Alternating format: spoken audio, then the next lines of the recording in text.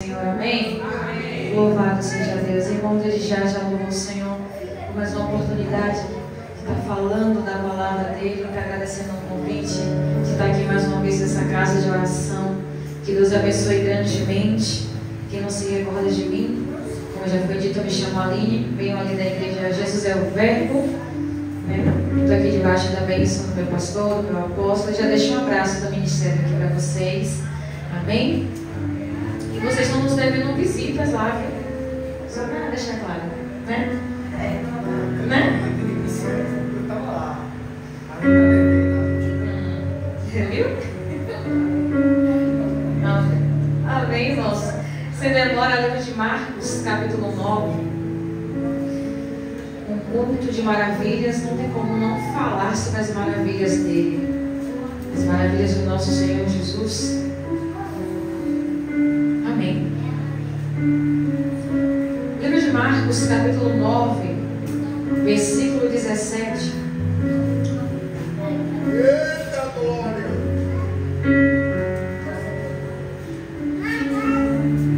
Amém.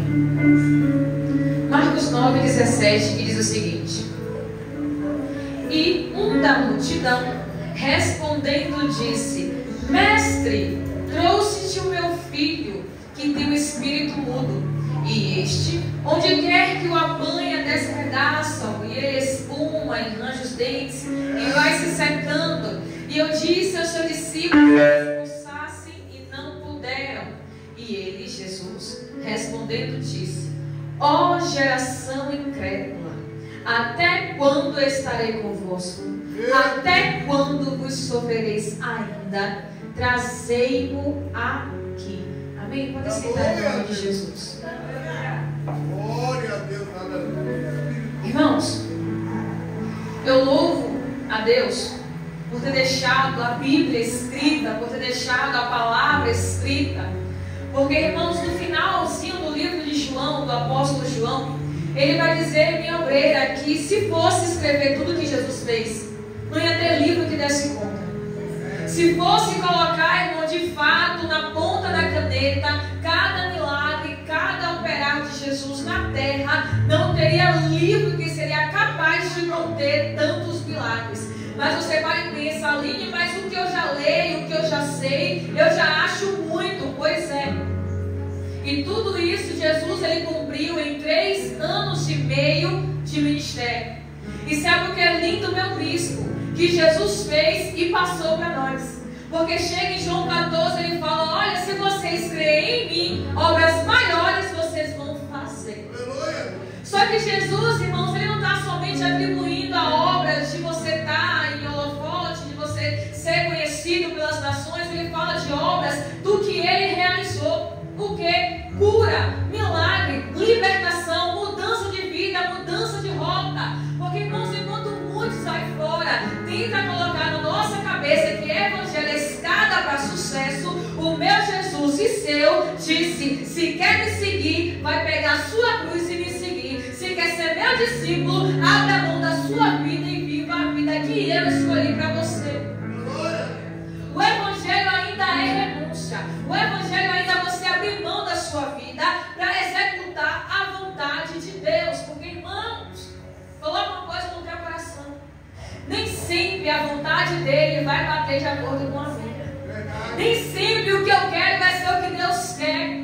Só que a gente às vezes se engana, meu evangelista de ouro, ou se frustra, porque fala, Deus, que seja feita a tua vontade. E quando Deus começa a executar, ai Deus, não era isso que eu queria não. Ai Senhor, não dá pra mim não. Ai Deus, está pesado demais isso aí. Mas você não pediu a vontade dele na tua vida. Você não disse que era para ele executar o que ele queria. Irmãos, uma vez que eu abro a minha boca e digo, Deus, que seja feita a tua vontade, eu tenho que estar preparada para tudo. Inclusive para o não de Deus. O que muitos crentes hoje, infelizmente, mimados, não conseguem suportar o não de Deus.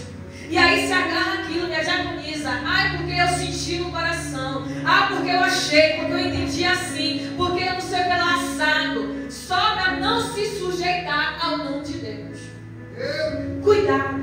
Porque a palavra do Senhor diz que há caminhos que parecem de bênção, de vida, prosperidade, mas no final é destruição e morte.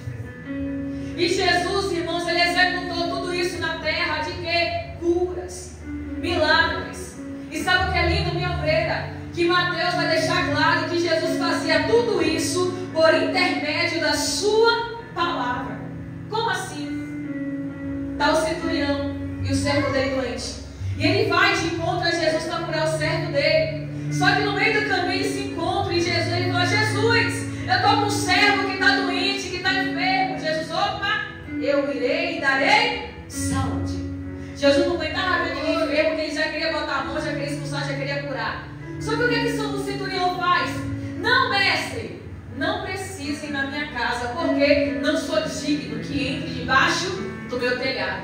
Porque também sou homem de autoridade.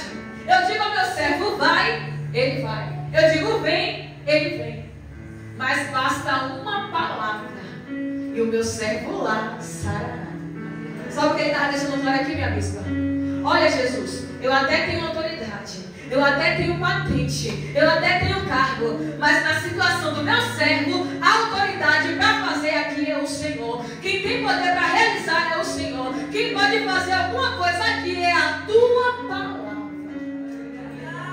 E Jesus se apaixona pelo centurião e fala: nunca vi tamanha fé em Israel. E o homem nem era judeu. E nessa mesma caminhada, chega um pouco mais embaixo, Jesus vai para onde agora? Para a casa da sogra de Pedrão. E o pessoal vai dizer: Jesus, a sogra de Pedro está enferma, está doente. Jesus, ele entra, toca na mão dela, e ela, se levantando da febre, vai embora. E a Bíblia diz que depois que essa mulher é curada, ela passa a servir. E a Bíblia diz, irmão, que nessa mesma história do centurião, da sogra de Pedro, no final do dia, a Bíblia diz que já era tarde. Mas trouxeram até Jesus endemoniados, enfermos, paralíticos, e ele, com a sua palavra, curou e libertou a todos. Jesus não precisou fazer um show.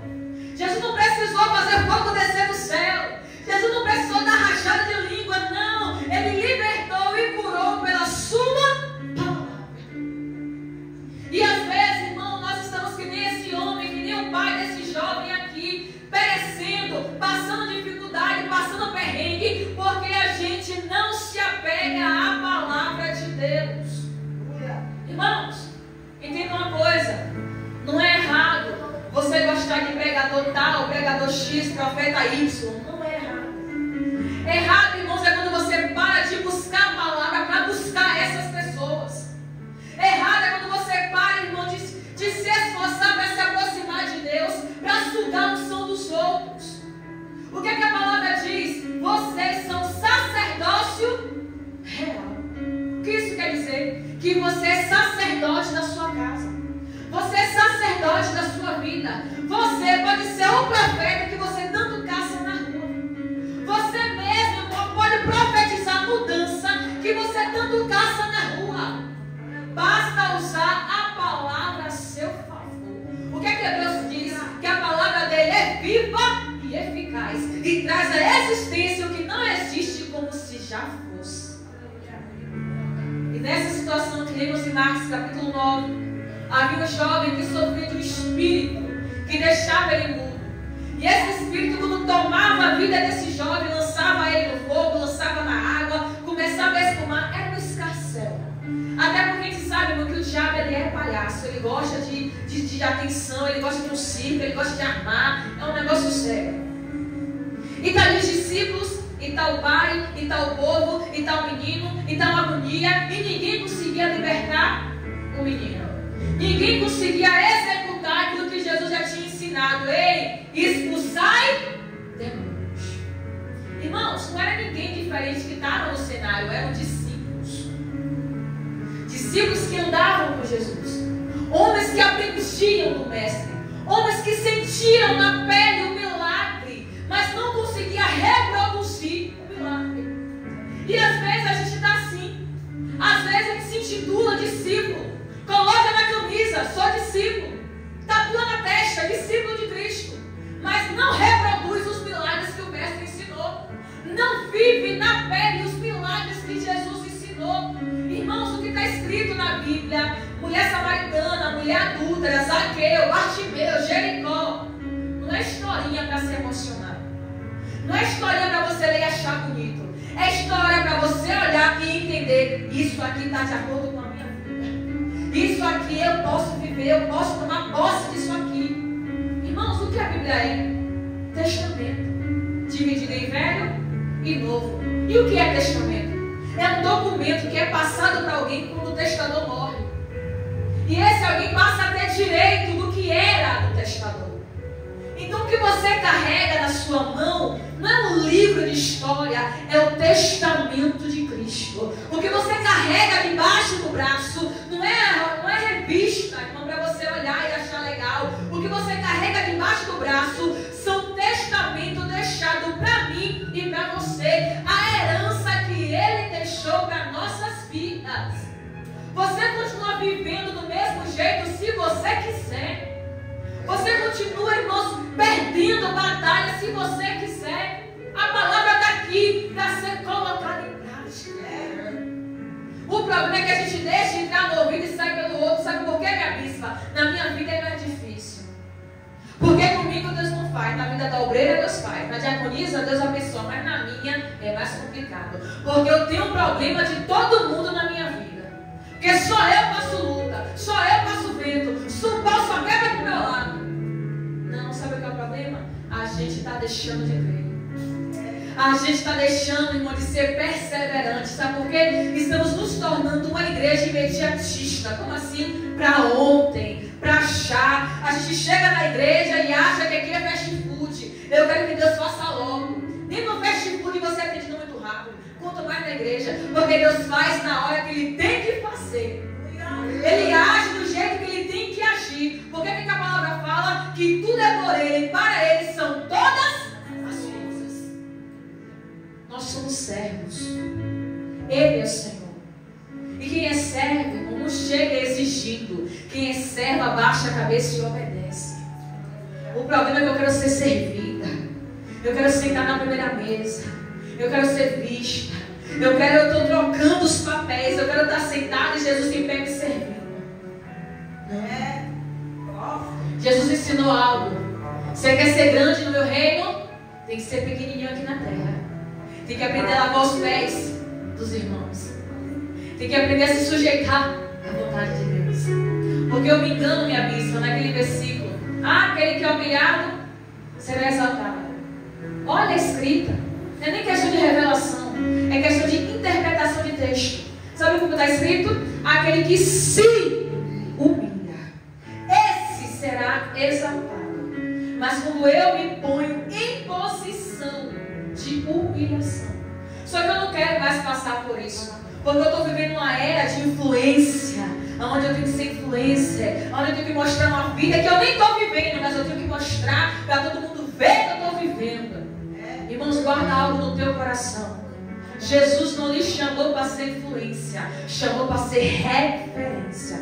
Porque para ser influência, você mostra o que quer. Para ser referência, você tem que ser. E tá os discípulos. E não puderam expulsar o demônio daquele menino. E chega Jesus no cenário. Tentando entender que confusão era aquela. O que é que estava acontecendo? E aí chega um do meio da multidão, que era o pai do menino.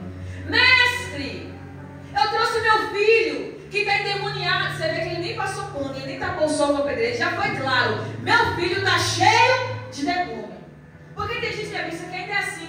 Vai orar, começa a tentar tapiar Deus. Ai, Senhor, não, porque é assim. Ai, porque é assado. Não, o pai foi claro. Deus, nessa situação aqui, do meu filho é demônio. E seus discípulos não puderam expulsar. Ele pega e joga a culpa os discípulos. Jesus olha aquela cena. Você para e pensa: nossa, Jesus é misericordioso. Jesus é um Deus de amor. Jesus é um Deus compassivo. Só que eu vejo, minha bispa, Jesus aqui um pouco chateado. Porque ele olha para aquela cena, vê o pai, vê o filho, vê a multidão e vê os discípulos. Ele para: são os meus discípulos. E está essa confusão aqui. Um demônio atuando. Um demônio reinando. E meus discípulos aqui. Como assim?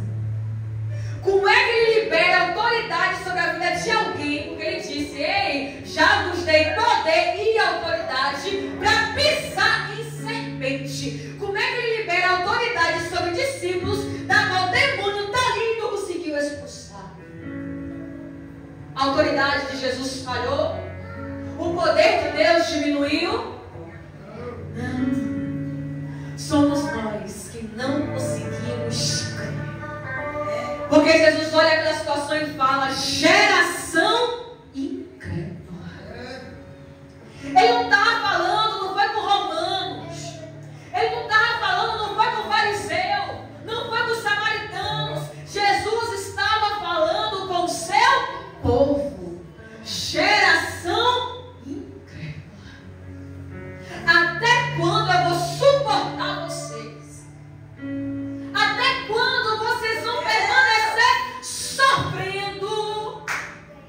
Até quando vai passar a mesma luta toda vez? Sabe por que meu evangelista Diogo, no final de 2023, para o início de 2024, vamos lá, 80% da população: ai Deus, esse ano vai ser diferente. Deus, esse ano vai. Estamos em outubro e nada aconteceu. Pelo contrário, a pessoa viveu em 2024 o que viveu em 2023. Estamos chegando em 2025 e talvez a pessoa viva a mesma coisa, se não tomar uma posição de crer. Irmãos, se esforçar, acreditar, não é sentar e cruzar as pernas, é você fazer alguma coisa. Porque enquanto você age na terra, o céu reage lá de cima e faz o milagre acontecer. Juízes capítulo 6 vai falar sobre a história de Gideão, e todo mundo conhece Gideão. Gideão e os 300, quem não conhece?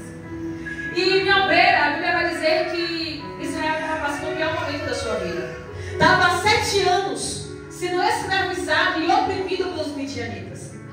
Só que Israel correu, foi para a caverna, foi para buraco, foi para monte, foi para vale, para se esconder do inimigo. Só que minha bispa, de todo mundo que correu, teve um que foi parar no lagar. De todo mundo que se escondeu com medo, teve alguém que foi malhar trigo no lagar. Irmãos, Gideão também estava com medo. Gente, Gideão também estava oprimido. Gideão também